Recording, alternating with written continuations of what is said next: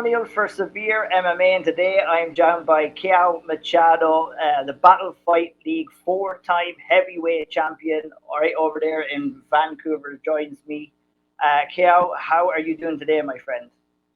I'm doing very good. Thanks for having me. It's a pleasure, and I'm four-time heavyweight BFL heavyweight champ, and I hope to get bigger things coming up soon. Absolutely. Look, we can get straight into it. You were scheduled to go on to Dana White's Contender series. It was supposed to happen early August. You were scheduled to take on Paulo Renato Jr. there. Unfortunately, that fight kind of fell through for you. I believe it was maybe visa reasons that it kind of fell through. Yeah, so just about a month, 5 weeks before the fight, we got a mail from the UFC saying that the process were not the visa wasn't getting approved, and we had to pull up the fight. And that wasn't enough time to go over that. We haven't get an official reason from the government yet, but basically, like, visa issue, it is. But yeah, I had to go off. What was a shame. I actually watched the fight and was one of the saddest fights I watched. Like, Paulo Renato, he threw 50 to 60 leg kicks with no effect. Like, that would be an easy night in the office. I'm just feel bad, feel sad to not be able to get there at this moment. If I was able to go there, I would be walking with my UFC contract, because if Bogus got it, I just had to show up Yeah. to get there. Yeah, I bet it must have been tough watching on there. Especially when you probably were confident going into the fight, so you were getting fully prepared for that. It was all systems go, and then you just found out at the last minute that the visa couldn't be secured, and you would have to put it on ice for a little while. Yes. Yeah, so we got the information that the visa wasn't going through, like, about a month before the fight. We tried to talk to the UFC. I said, if it's a matter of working visa, I can go to the UFC as a tourist. I fight for free. I'm just there for the contract. Uh, they didn't take it. There are regulations for that. I understand, but again, I was ready to fight. I'm always ready to fight, and that would be a good opportunity. That I feel I'm the best shape of my life right now. I've been training a lot. In that contender series fight would be a great opportunity to get into the UFC. But right now, like, moving forward, I don't believe I needed to be the contender series anyways. I feel I have level to be competing at the UFC right away, and I hope to get a shot straight to the big show, and not have to wait another year for the next contender series. I think that's too long for next summer. And if there's an international card, probably I really hope to get into to Brazil. That would be amazing. But I think I should bypass contender series and go straight to the UFC. Sure, sure. I'd like to get into that maybe a little bit later on, but we talked about it before we started the interview. You know, Me and you both have moved from our home countries over here to Canada. You're now in Vancouver. Yeah. Originally came from Brazil. How long have you been in Canada, and how did you find your way there? So next month will be my seventh year here. I'll be completing 7 years.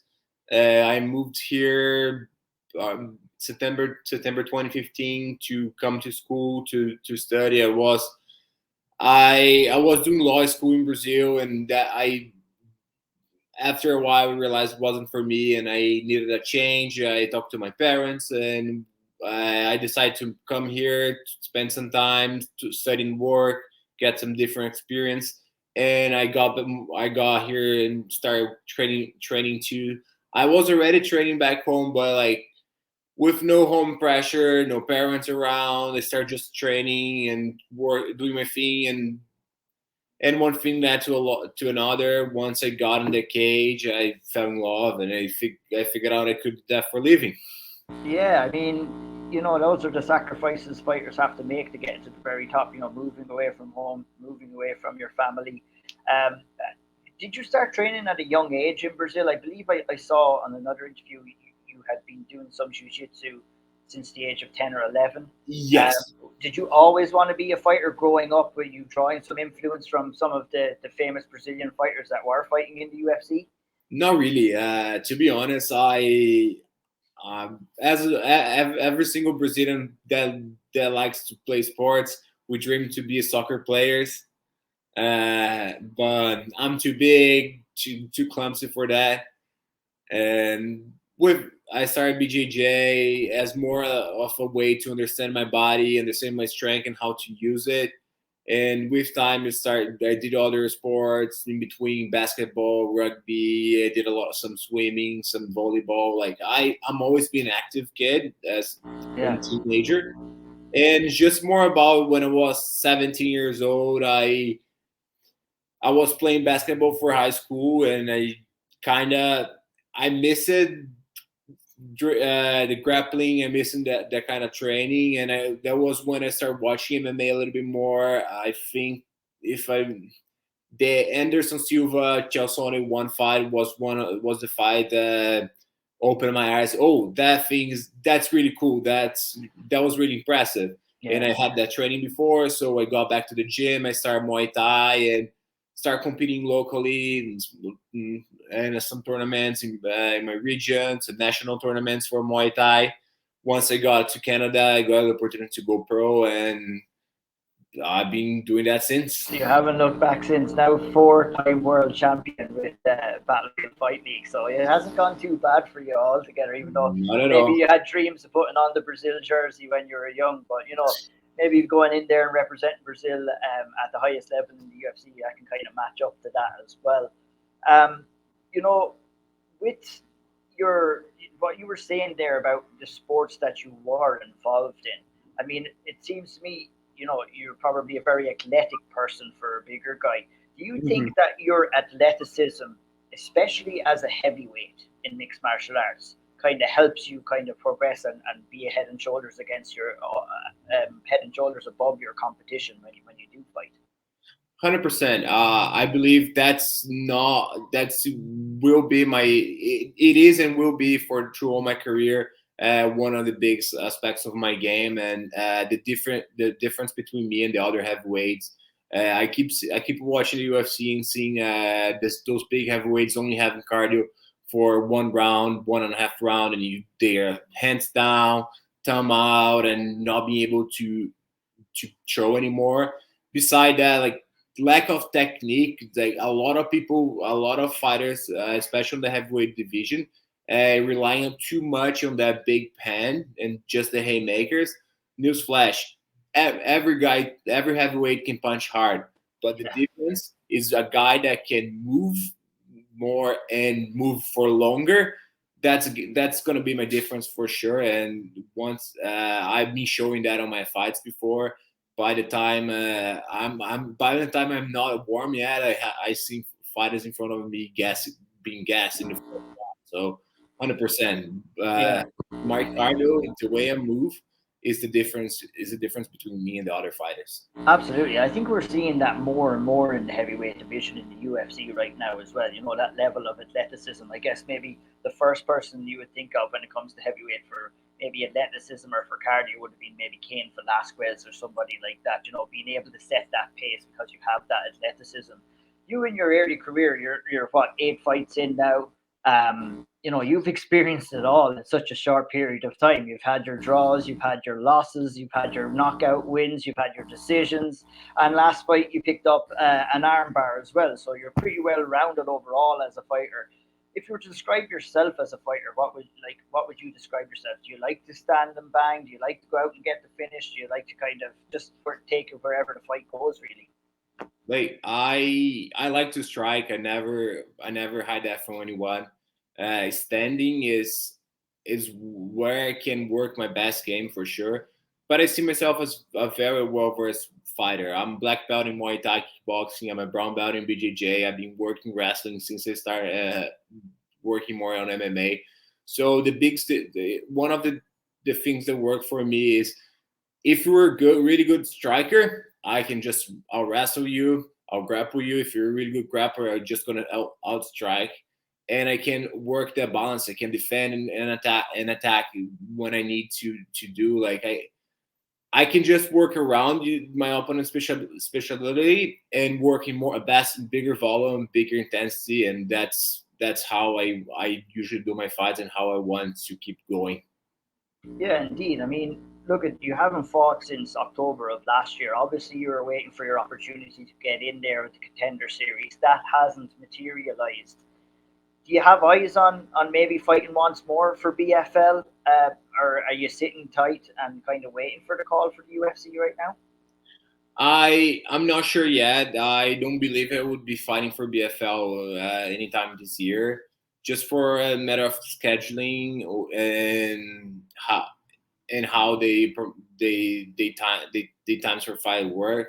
It also being very hard to bring heavyweights to Canada, so Yes. I might be I'm always waiting for the UFC. I think there's a big chance I get in the I'm the Rio card is the international fight. I don't need to work on. I don't need to visa for it to go there. It's gonna be on my homecoming to Brazil. I never fought there, so that would be a great opportunity for me.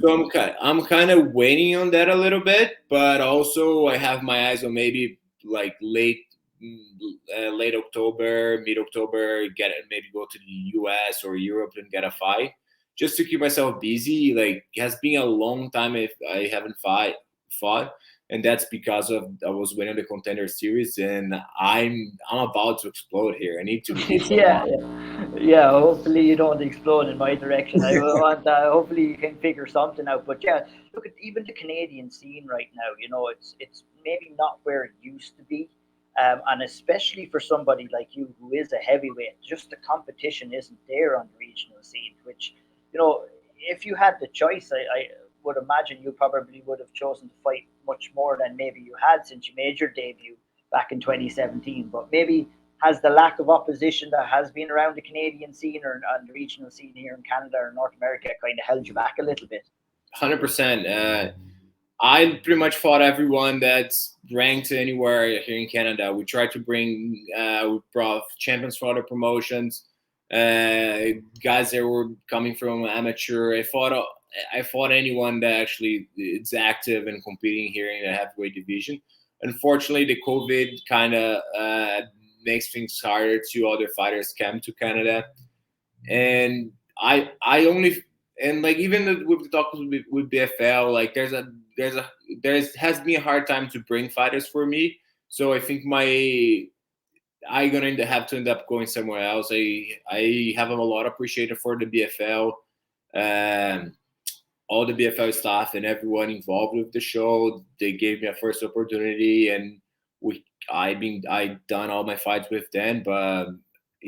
If I can keep growing and getting more competition, I just gonna have to find my job elsewhere. Absolutely, yeah. That's a necessity. Obviously, the in cage experience is the most beneficial, and fighters need that to progress. So, you know, when is the decision going to be made whether you should be taking another fight outside of the UFC or if you're going to wait around and maybe with the possibility you might get onto that card in January? Is there going to come kind of a deadline for you where you're going to have to decide to go one way or the other? Like I want to get back.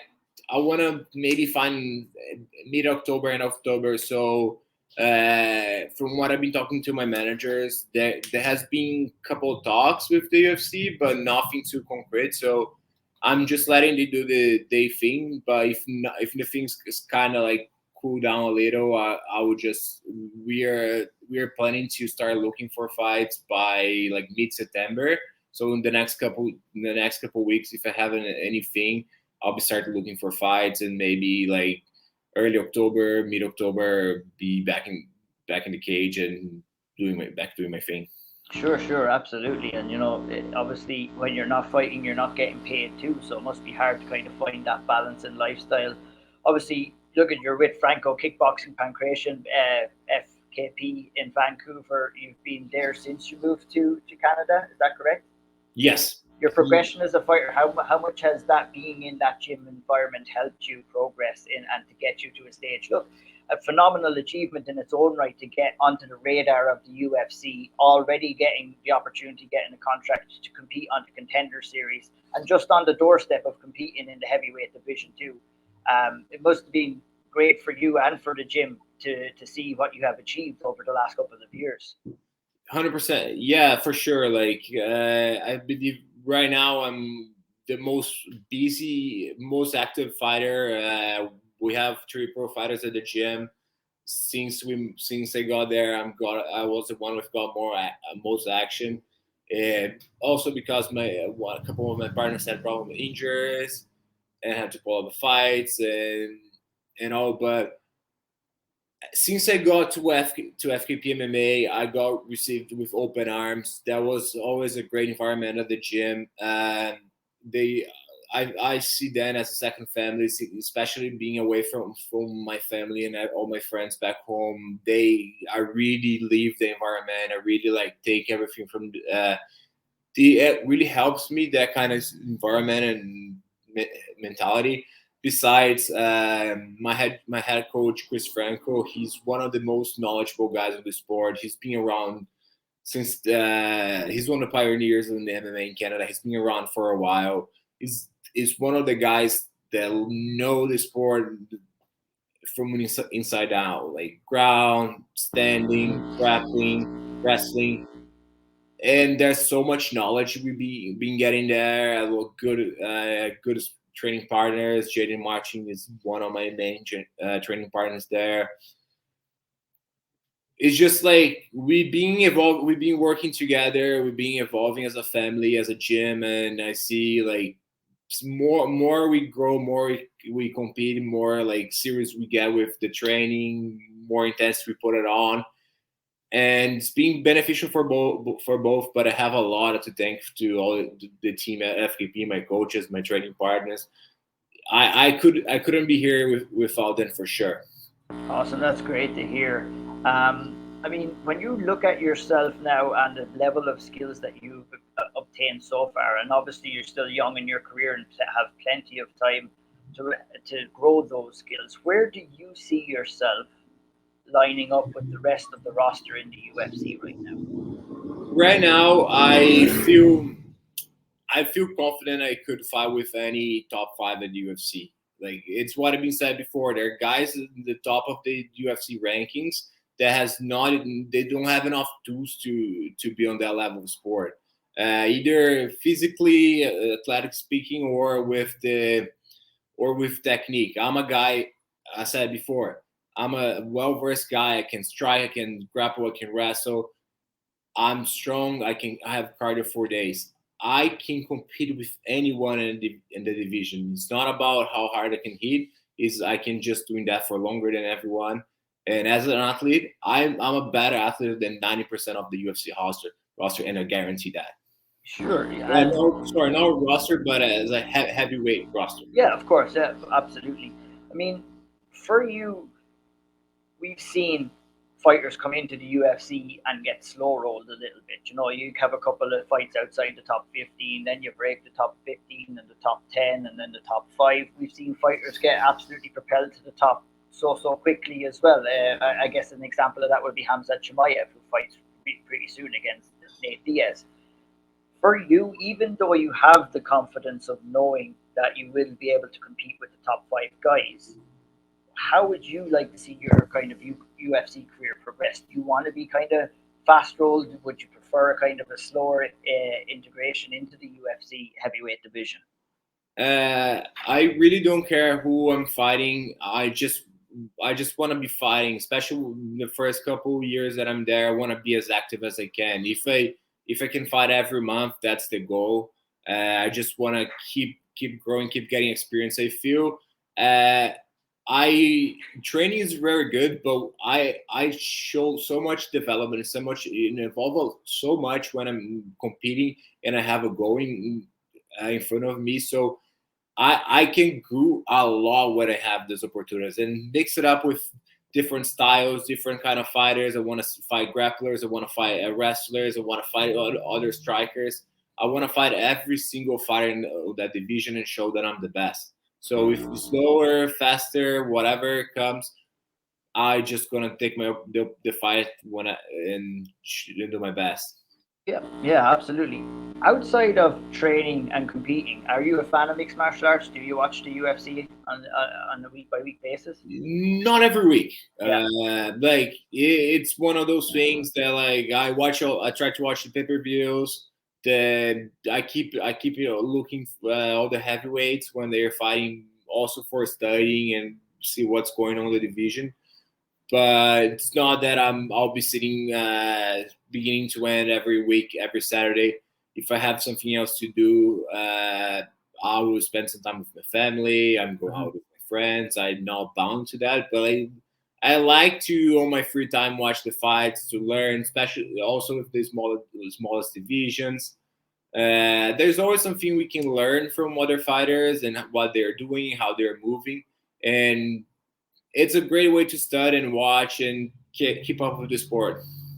Yeah, indeed. It's interesting and it's important, I guess, to get that switch off from mixed martial arts too, not to be integrated in it all the time. So it's nice to spend that family time and time with your friends to kind of, take your mind off it. Sometimes it can be a bit it's too much sometimes when you're integrating yourself into mixed martial arts all the time.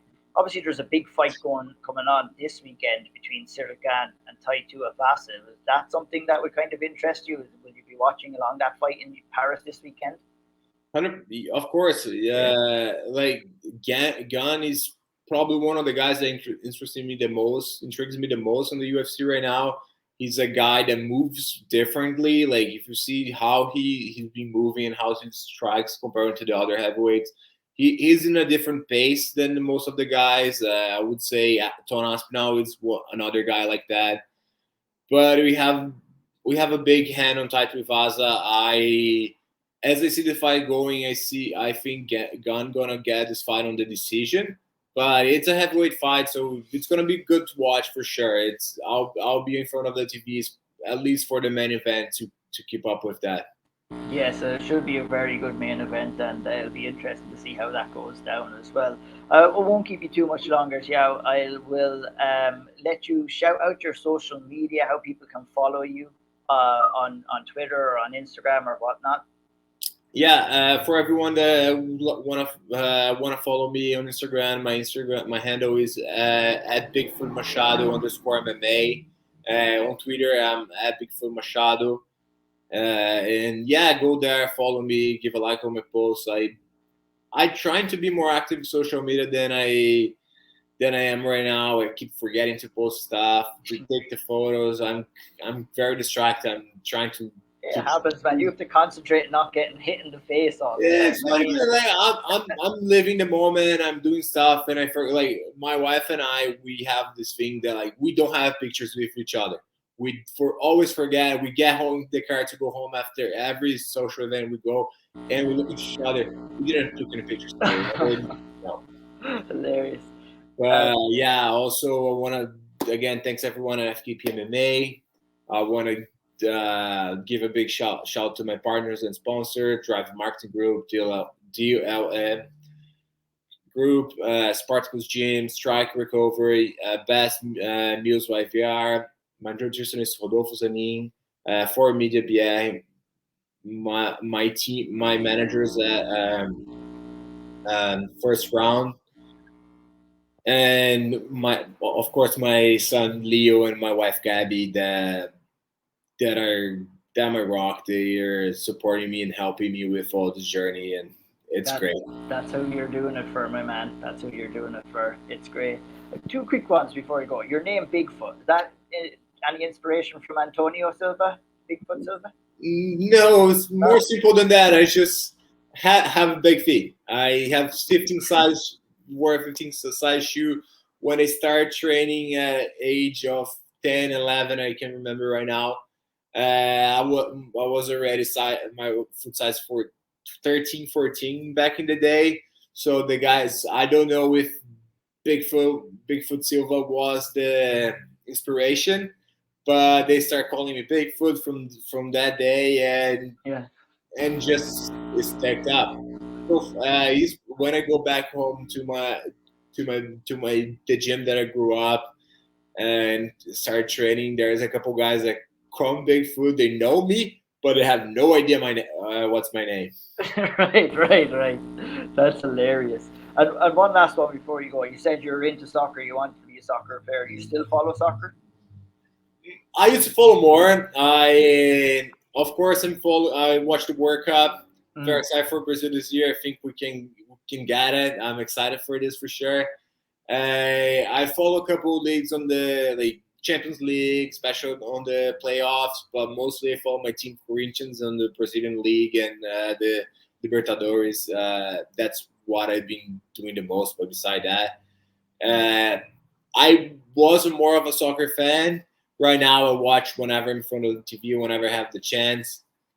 It's just like I cry too much for that now, and I have to be away. Yeah, I'm the same too, especially when my team does not win. It's a lot of sad moments for me too. Sometimes because the soccer is on early here in Canada, a lot of the time it can ruin all your day if your team does not win. So sometimes the best method is to stay away. Yeah. Thanks so much for taking the time to speak with me this evening. We can expect to see you soon in the UFC. I look forward to that. Maybe when that call comes, and I'll keep an eye on your Instagram. We can cop on for another chat ahead of your next fight. It's been an absolute pleasure. And Caio Machado, you can find him over there on Instagram. Hit him up and expect to see him soon in the heavyweight division in the UFC. Yeah, thanks for having me, and I hope to get that call soon too. Appreciate the chat, and of course we'll chat again in the future. Thank you.